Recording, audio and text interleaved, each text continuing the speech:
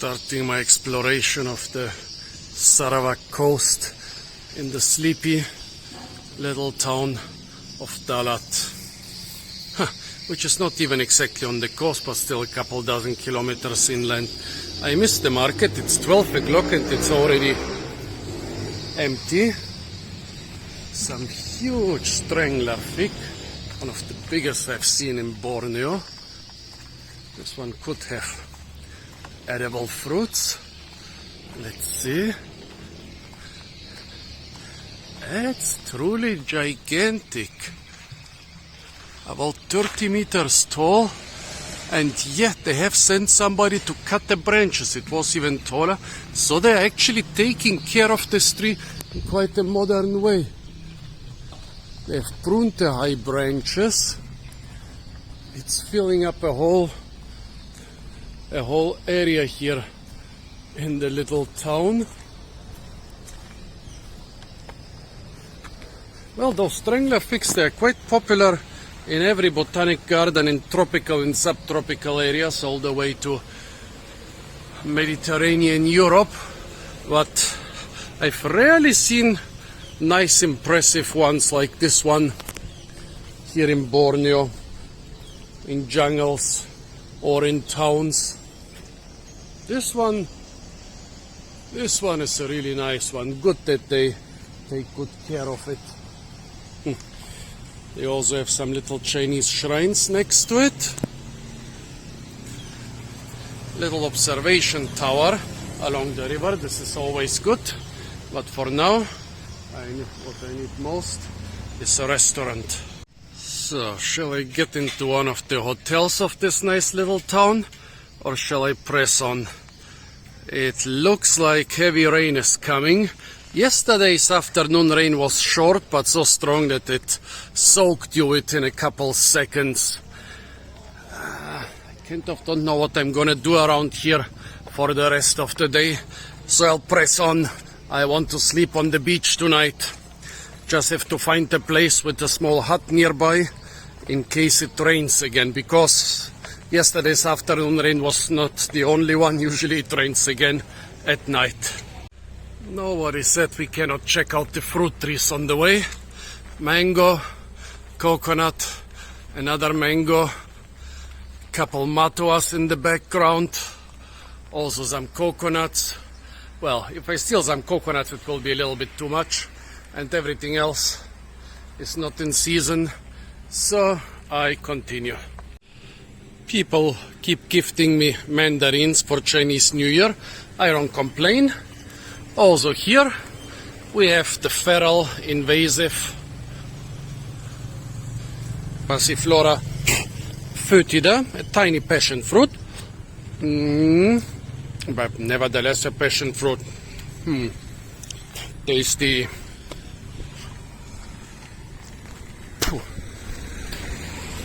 Yeah, among presents and foraging, I think I'll get enough fruits for today.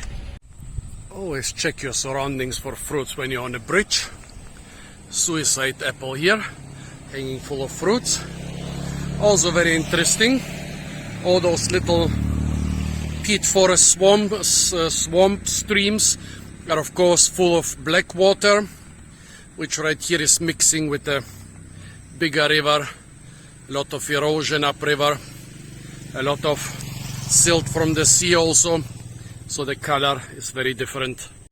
Matua, big papaya plant, and let me check out this little garden.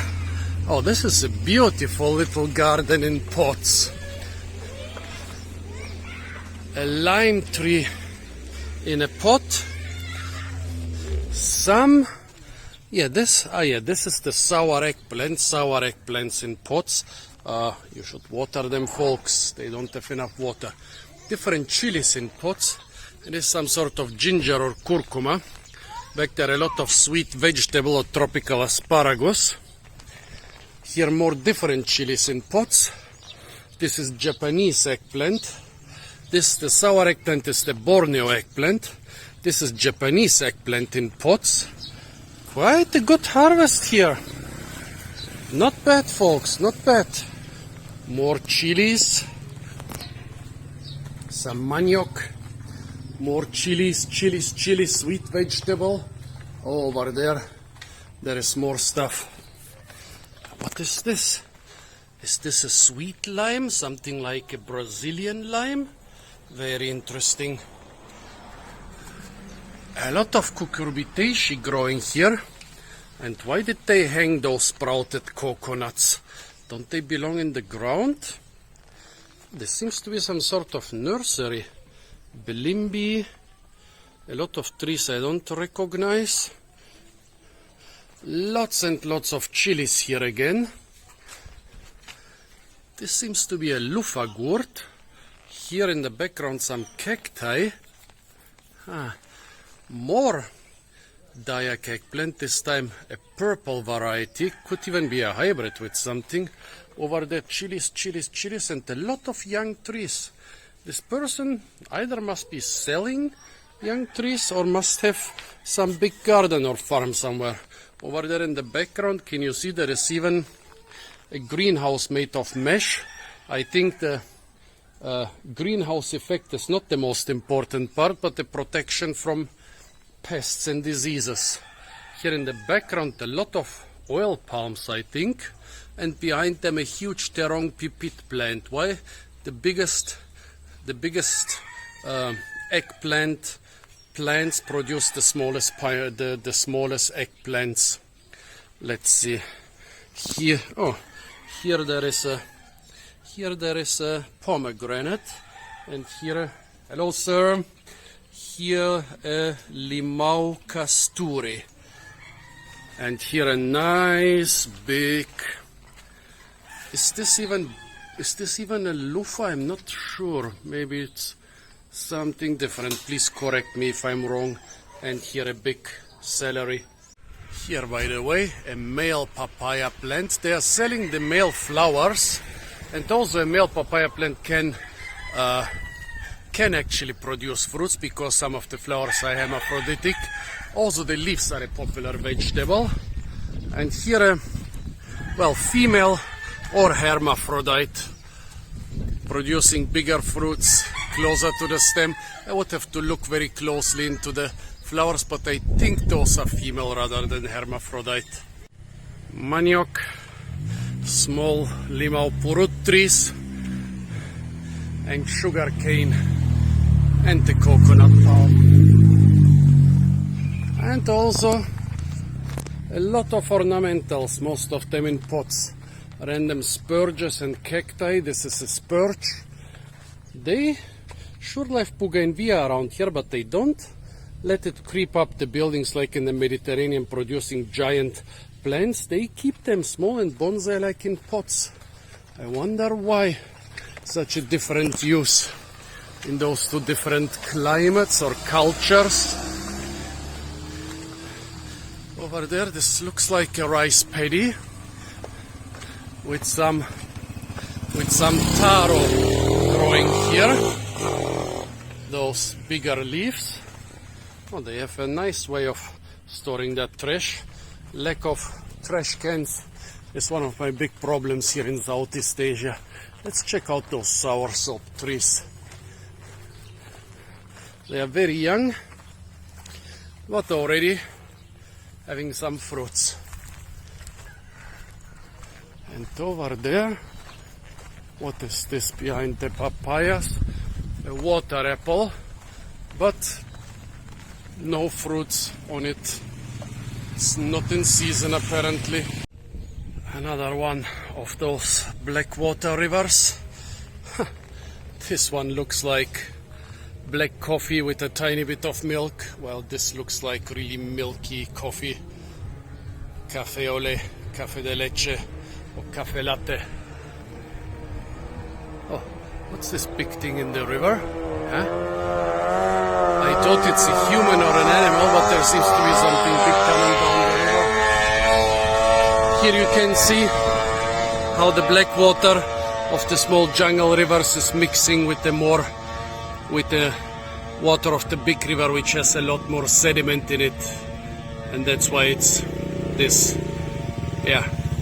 milky color instead of black. Germany. So those two nice ladies allowed me to film their garden along with a lot of ornamentals. They have a lot of onions and lettuce in pots. A lot of the stuff we grow in Europe, they grow here in pots. It seems like in their climate it's not so easy to grow it in the ground. So for onions it seems easier to control probably the amount of water when grown in those plastic bags. A pisang kapok banana. Those small bananas grow on very big plants, while the giant pisang tandok grows on quite small plants. Both are used for frying and cooking. They are not being eaten raw. I like them raw. Here, the people are just as friendly as in Kalimantan. White person is still an attraction in such a small village, but they speak a better English. It's easier to talk to them. And you are just a small attraction. You are the attraction of the day, not the attraction of the year. I mean, when they go to Cebu, they can see white people. Probably nobody comes to their small town, but still, it's a different way they treat you. Here, by the way, a little mulberry tree, a matua tree, and those seem to be some sago palms. Yes, sago used to be the main business of this area in the 19th century. They would run the palms through a mill and then extract starch from the stems.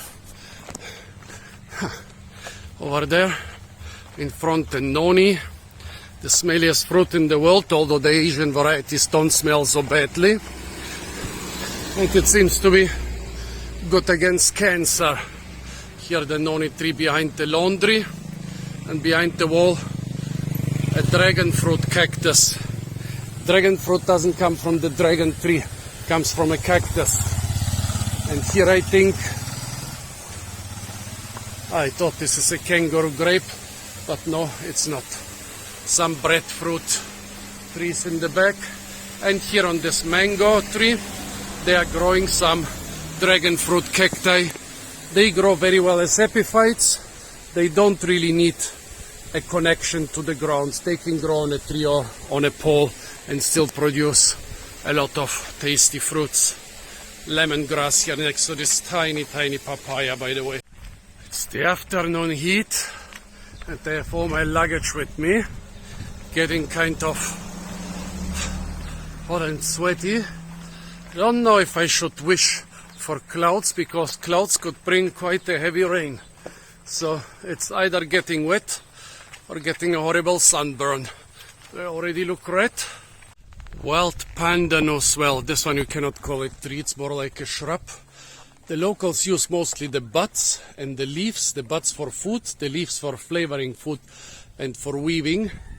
But out of the 1,000 species, there are many with edible fruits. A beautiful pineapple. I think this is one of the giant variety. Oops, and I almost broke my ankle. Lots of sago palms in the background. This area used to be covered with sago palms, but I think they are recovering since they are not being harvested en masse for over 100 years now. Most fruit trees don't look too healthy here. Those mango trees, a rambutan tree in the back, which even has some fruits. A lot of them are half dried up. Why? We are still far enough from the sea. I don't think salt is a big issue here. Here again a rambutan tree not looking so good. Wonder what's happening around here. Hello, sir. Here one of those bougainvillea collections. I've seen bigger ones. I mean, when they are so small that you keep them in pots, you can amass a huge collection. Well, if you let them grow up your house, you hardly get more than a couple. Still, I would know why they grow them in pots here, while in Europe they let them grow as giant vines up their houses. Some nipa palms.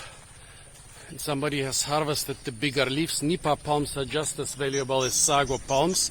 They have giant head size fruit clusters. Over there I think in this swamp area behind the houses. Most of the palms are sago palms, but there could be some nipa palms in between. The leaves are very similar, so maybe we'll get to see some fruits. Those trees, they look like blimby, but they are not blimby. What are they? Here a wild fig with very conspicuous fruits. I've tried them once and they were not very tasty. Oops, I think there was a big bird eating them. However, maybe when they are ripe, they are better. Are there any on the lower branches? Nope, I guess they are for the bird. Now, what is this? This fruit needs a dedicated video. I reconsidered. The ground is so muddy that this fruit can go without a dedicated video. It's some sort of fabaceae, some bean, so we shouldn't expect too much taste-wise anyways. Here a dragon bean plant is growing up a fence. It's not, well, it's in the fabaceae family, but it's not a true bean. I think it's Tetragonolobos something. The plan is now to start hitchhiking here, but still sticking close to the houses because I don't like this cloud back there. Here's some wild area where you could expect some native stuff, but there is a ditch in between. Oh, Rajang Express. Ah, yeah, this is the bus to Muka. Right. Hey, if I'm lucky, I could even catch the bus to Muka. Ah, well, no, it leaves at 10:30 in Cebu. Well, let's see. Sometimes those buses show up at very unexpected places. This was the bus from Muka to Cebu. No need to catch that one. Not too tired yet, so I continue hiking and filming while hitchhiking. Outside the village, there are lots of sago palms everywhere. So yeah, you can really see why this was the main cash crop here. Here's some interesting use for the sago palm leaves. They are protecting some young seedlings from the sun. This is being done in other parts of the world with a lot of other big leaves, or even with cactus pots. Yeah, in Malta they do it with cactus pots. Apart from that, I don't see a lot new stuff. Lots of bananas, mostly pisang kapok along the road. Those people fry everything, especially bananas, and pisang kapok is the main frying banana here. Two nice guys gave me a lift to the beach. Unfortunately, there were a couple cool things I couldn't film. A new banana species, a banana of the lowlands, which I saw only on a stretch of about 5 kilometers, but it's 10 kilometers behind me. Also some lepizantes with big bunches, which should be over 2 kilograms a piece. Now I'm here near the beach, and I have no water. Of course, this is not a survival situation. I'm in a village. Even if I don't get water, I can scavenge a lot of coconuts. But my plan for now is to get water and then to explore the coastal areas and finally find a place to sleep, preferably near some hut or roof that can save me in case of rain. Okay, I was told that those eating places open at night. It's funny because there are people on the beach during the day. So it's coconuts for me, folks, but since I had to leave my parang in the heart of Borneo, some old local custom, I have to stick to the youngest and most tender coconuts because I just have my small knife. I've seen those little coastal fruits somewhere. Huh. Hey, why are the coconut trees getting taller? I'm not climbing a 14-meter tree. I want a low, here it is in front of me, low tree, small fruits. I think I'm saved. Do you see it? The small one in between the tall ones? I think I'm gonna steal those fruits. Yeah, folks, because coconuts are actually not nuts, they are fruits. However, those two are far too old to cut them with my little knife. Probably even this one and this one. I guess can only take the young one up there. Here we have coconut harvesting equipment and shelter for the night at 1. Just need to avoid the farmers when stealing coconuts. Yeah, I would usually rather not do it, but it's kind of an emergency. I'm thirsty. Taking a good sized pull. And come on. Just broke the pole.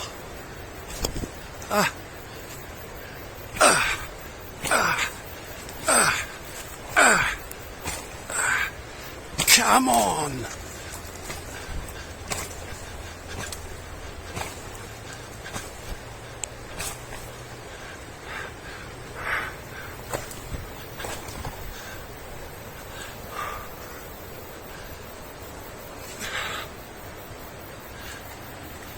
Come on and come off.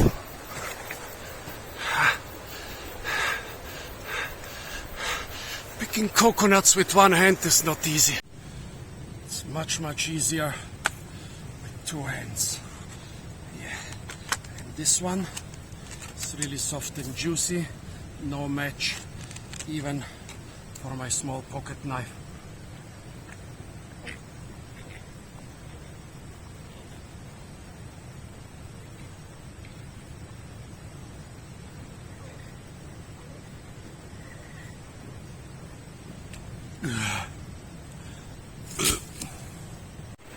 Now that's even better. A short coconut tree, easy to harvest, and a nice hut behind me. Smoke rising. So there is somebody at home. But here, there is some small thing near the beach. What is this?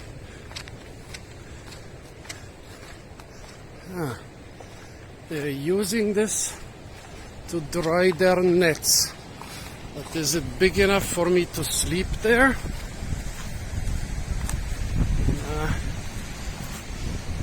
The floor is a little bit wanting. Well, anyways, in case of emergency, I can always ask, well, what emergency? I shouldn't do it. It's like I'm in the wilderness. The village is 300 meters away. So, yeah, I'm already planning like I'm in the heart of Borneo or somewhere else. Let's see what we have among the driftwood on the beach. By the way, in Southeast Asia and also the big islands like Sumatra, Java, Borneo and so on, if you're expecting beautiful white tropical beaches and blue sea, forget it. There is so much erosion here that basically the beaches, well, this is at least a sandy beach. Most beaches are basically made of mud. Also, of course, a lot of dirt and a lot of driftwood. Seems like the fishermen are appreciating the driftwood because they are collecting and drying it and using it in their fire. Probably also to smoke fish and stuff like that. Right now I'm not so much interested in the driftwood, but in all the fruits and seeds which are among the driftwood. Let's see what we got here. Nipa palm, hundreds of those nuts make giant football or head-sized clusters. They are edible when young and quite tasty. Suicide apple or sea mango. If the name is not already a hint, stay away from it and don't eat it. Yeah, it is actually a very popular way of committing suicide around here. Piece of a coconut. Inside it some snail and some fagashi. This is some oak and beech relative, as you can see from the fruit. I'm talking about the bigger thing inside the coconut. The smallest the snail, the biggest the fagashi, and of course the very big thing is the coconut. Some small palm fruit which looks exactly like a teeny tiny coconut. Look at that, a pin-sized coconut. Something else, it's also three carpels, each one with an incision in the middle. That's why they look like six. This would speak for an acacia or a palm tree, but I don't know a palm tree with any such fruits. And there are also other things with three carpels, so not sure. Not sure what this is, but it's soft. Not sure what this is, but it's rotten. Well, the mango peels are from me, yeah. I am actually buying fruits on the market sometimes. A Nipa palm seedling, I guess I could dig it out and eat it. Not sure what this is, definitely not a palm. Not sure what this is, but it is definitely a palm. Cannot even place that. Not sure what this is, but it's definitely just a piece. Oh. Also not sure what this is, but it looks kind of neat.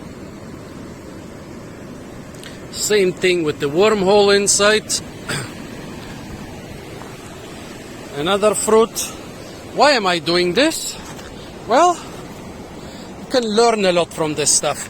You can learn what fruits are growing thousands of kilometers around you, because most of them have adaptations to floating or swimming. Don't know what this is. We already had one of this one. They're surprisingly hard. Let's see. Hardness can also help you with identification. Yep, they are hard. Here again one of those palm fruits. Here another palm fruit, which also looks like a small, very deformed coconut. Oh, this looks like a cashew, but it's too small for a full-grown cashew. So it could be either an undeveloped cashew or something that simply resembles a cashew. Here one of those things is broken apart. Here's some small roundish fruit. I saw a soursop somewhere. Those don't usually float in the sea. I guess it floated away. Some big wave took it away. Well, what else have we got? Oof. Those big floating things, they remind me of a palm fruit. Don't ask me which one. Here is the soursop. I guess during some flood it got washed out of a garden, or it simply was growing next to a little stream, fell in the stream and went into the sea. Definitely did not grow right next to the sea. I should make a dedicated video about this, but I'll do it on a different beach.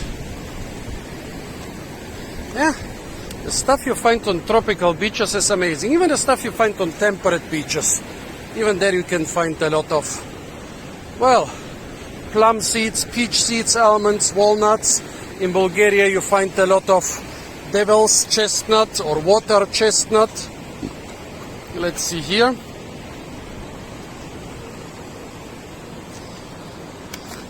Cannot find anything new. We already have this one. Not so sure.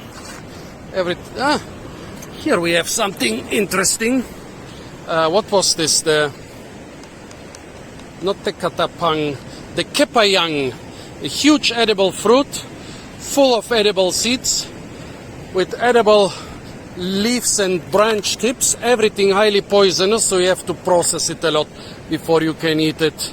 But this is the seed. This is actually the main thing people around here eat. They will break the hard shell, soak the inside in water, boil it several times. I think it takes several weeks to make it edible, and then they finally eat it.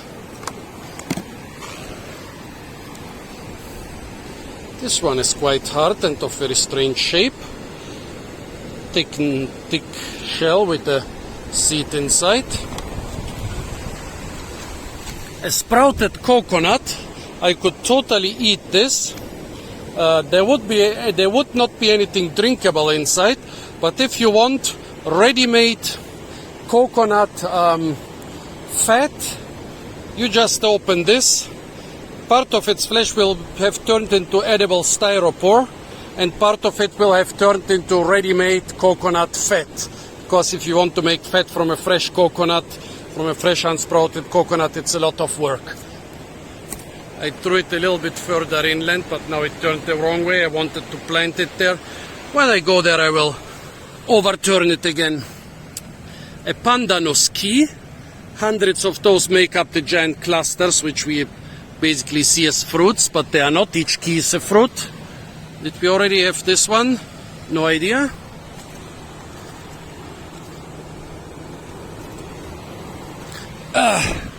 Here another palm fruit, don't know which one exactly.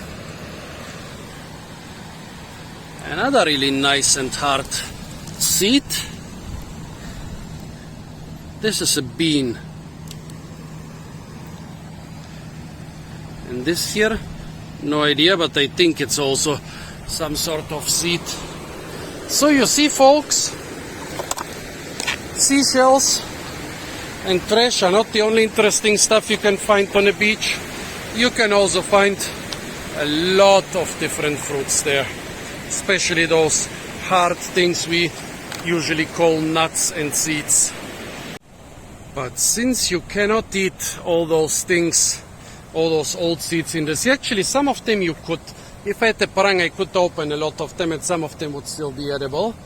But I think it's more rewarding to forage here on dry land. Yeah, you could still eat the coconut from this little tree, but it has been planted. They even put a stick next to it. Then this parasitic plant here, look at it.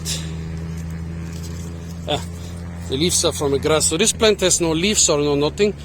I think it was something in the Lauraceae with edible fruits, but I'm not exactly sure. There was this parasitic plant growing on trees in Borneo, and the fruits were edible for humans, but I'm not exactly sure. Here this guy is trying to make a farm not far away from the sea. What is he planting? Or she or they? Mostly coconut trees. That's a good choice. They will grow quite well here. Also a lot of bananas and manioc. A mango tree here and there. Here is a small one. Here are a couple bigger ones. I hope this water is not brackish but fresh. If it's fresh, then his trees will grow reasonably well. There is still the salt spray. There is just a very thin and very low protection here from those trees near the beach. But they have planted a lot of casuarina trees, which are actually quite bad because they dry out the soil and make bad soil chemistry. But here in the peat swamp forest there is enough water in the soil, so they don't care so much about it. They care about the protection the casuarina gives to the coast and the plantation. So here a kasturi lime, a lot of eggplants. Those people like their eggplants as much as I do. Over there, sweet vegetable or tropical asparagus. More manioc. Yeah, manioc is the most important starchy vegetable in the tropics. Beans. Yeah, beans are totally great too. Apparently they are growing helmets here. Well, those trash piles, they burn them from time to time, usually in the evening to scare away the mosquitoes. But they breathe the stuff too and get lung cancer from it. It's probably just as bad as smoking. Lemongrass. Tomatoes. Sweet potatoes. Those low things around here are sweet potatoes. Back then some cucurbitaceae. Don't know if they are cucumbers or gourds or whatever. You can eat the fruits and seeds of this malvaceae, but right now it has neither fruits nor seeds. Behind the big road, which I'm gonna use tomorrow for hitchhiking, there are some patches of quite good mangrove, which was probably never completely locked. Look at all those palm trees and other stuff. Why did I leave my parang behind? I want to wait till Ulu Baram, the hills of the Baram River, to buy a new one from the Orang Ulu Knya.